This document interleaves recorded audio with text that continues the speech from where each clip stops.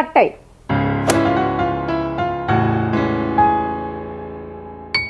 Hi hello வணக்கம். தோசை பீஸா உங்களை அன்புடன் வரவேற்கிறது. நான் காஷ்மீர் ஜெயக்குமார். தட்டாடை, ஓட்டாடை அப்படின்னு இப்படி நிறைய பேர்கள் கொண்ட இந்த தட்டையை எப்படி செய்யறதுன்னு பார்க்கலாம். இது அரிசி மாவு கொண்டு சுலபமாக சட்டுன்னு நினைச்ச நிமிஷத்தில் தயாரிக்கக்கூடிய இந்த தட்டையை எப்படி செய்யறதுன்னு பார்க்கலாம் வாங்க. இப்போ இதுக்கு நம்ம 1 கப் அரிசி மாவு எடுத்துருக்கோம். இந்த அரிசி மாவு வீட்டிலையே தயார் பண்ணி அரிசியை கழுவி காய வச்சு அதுக்கப்புறமா நம்ம இதை இயந்திரத்தில் திரிச்சு எடுத்துகிட்டு வந்திருந்தாலும் சரி, அல்லது கடையில் கிடைக்கக்கூடிய அரிசி மாவாக இருந்தாலும் சரி, எந்த மாவாக இருந்தாலும் லேசாக ஒரு வறுத்து எடுத்துக்கலாம். இப்போ நம்ம சீடையை பார்த்துருப்பீங்கன்னு நினைக்கிறேன். சீடையில் நம்ம சொன்ன மாதிரி நல்லா வறுக்கணும். ஆனால் இதுக்கு அப்படி தேவையில்லை. ஒரு மிதமான ஒரு வறுவல், அதாவது இதனுடைய ஈரப்பதம் மட்டும் கொஞ்சம் குறையணும். குறைய என்னாகும், நம்மளுக்கு எண்ணெய் உறிஞ்சும் தன்மையை இது குறைச்சிடும். அதனால் நம்ம லேசாக வறுத்துட்டு இதை உபயோகப்படுத்தலாம். இப்போ ஒரு மிதமான சூட்டுக்கு வறுத்து எடுத்துருக்கோம். இப்போ இது கூட பொடித்த பொட்டுக்கடலை மாவு, 1 மேஜைக்கரண்டி பொடித்த உளுத்தம் மாவு, வறுத்த உளுத்த மாவு, சுவைக்கேற்ப சிறிது உப்பு, சிறிது மிளகாய்த்தூள். இது நம்ம குடும்பத்தின் காரத்துக்கு ஏற்ற மாதிரி இந்த மிளகாய்த்தூள் சேர்த்துக்கலாம். குறைவாக வேணும்னா நம்ம குறைவான அளவு இதை சேர்த்துக்கலாம். இல்லை மிளகுத்தூள் சேர்த்தாலும் ரொம்ப நல்லாயிருக்கும். பெருங்காயம், நான் வெள்ளை எள்ளு சேர்க்குறேன்.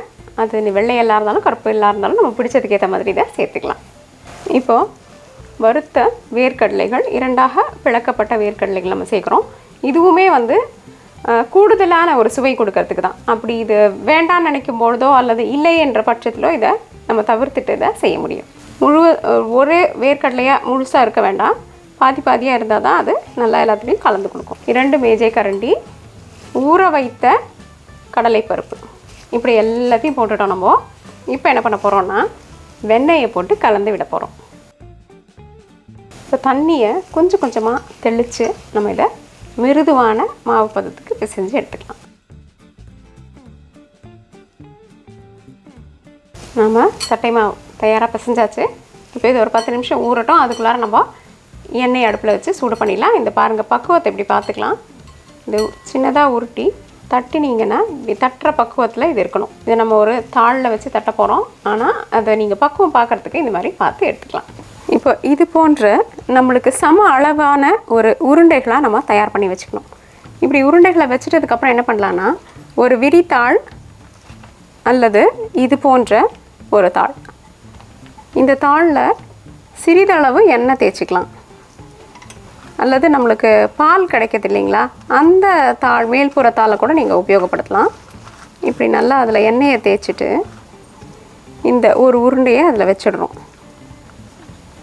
ஒரு அடி வட்டமாக இருக்கக்கூடிய பாத்திரம், தட்டு எதையாவது வச்சு ஒரு சின்ன அழுத்தத்தை இதுக்கு கொடுக்கலாம்.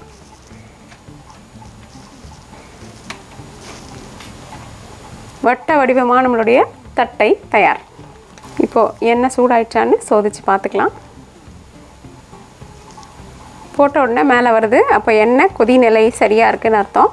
ரொம்ப மெல்லிதாகவும் இருக்கக்கூடாது, ரொம்ப கனமாக இருந்ததுன்னா வேகிறதுக்கு அதிக நேரம் எடுத்துக்கும்.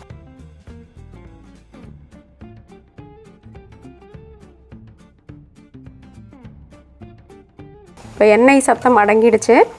நம்மளுடைய தட்டைகளை நம்ம மெதுவாக எடுத்துடலாம். தட்டைகள் உப்புன மாதிரி, பொதுவாக நம்ம பயரெல்லாம் போடுறதுனால உப்பி வராது. அப்படி உப்புற மாதிரி இருந்ததுன்னா லேசாக முள்கரண்டி வச்சு ஒரு துளைகள் போட்டு எடுத்துக்கலாம். அப்போ உங்களுக்கு அது உப்பாது.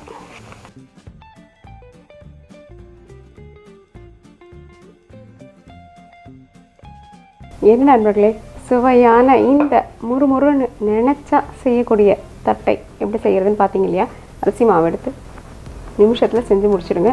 தோசை டு பீட்சா என்றென்றும் உங்கள் நாவிற்கும் வயிற்றிற்கும் நல்லதொரு சுவை. இந்த வீடியோ உங்களுக்கு பிடிச்சிருந்தா லைக் ப்ரெஸ் பண்ணுங்கள். தோசை டு பீட்சாக்கு மறக்காமல் சப்ஸ்கிரைப் பண்ணுங்கள்.